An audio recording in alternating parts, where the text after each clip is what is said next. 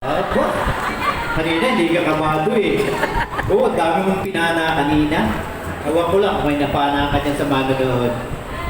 Uulit balik? Hindi na? Bakit? Laki pa ng takong yan. Bakit hindi uulit? Ay, proud na proud si Mami. Kanina pang hirap ng hirap mo.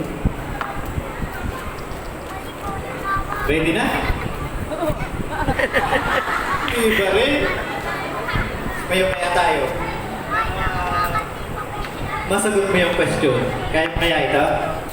Ito naman eh, kung ano Kumidyan ka talaga yan. kaugnayan sa inyong buhay, kung ano yung naiisip mo sa tanong na ito.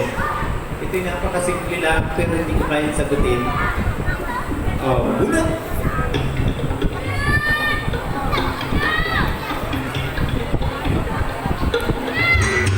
Kuya, walang makeup na mutla yan. Nakatagubak mo. Kuya, walang makeup na mutla na yan, tita. Parang pare-pareho, kaya lang ang dulo ang iba. So, ito ang tanong. Para-paras naman. Iba lang ang dulo.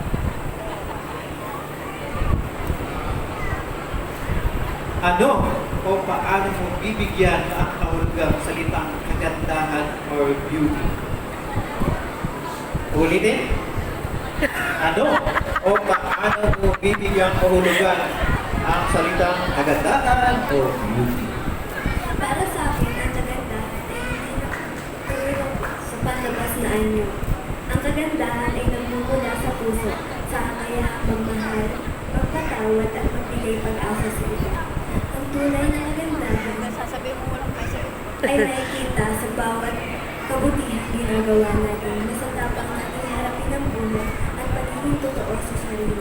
Ang pagiging kagandahan ay isang inspirasyon at lahat tayo ay nagkakayahang maging maganda sa mata ng mundo. Thank you.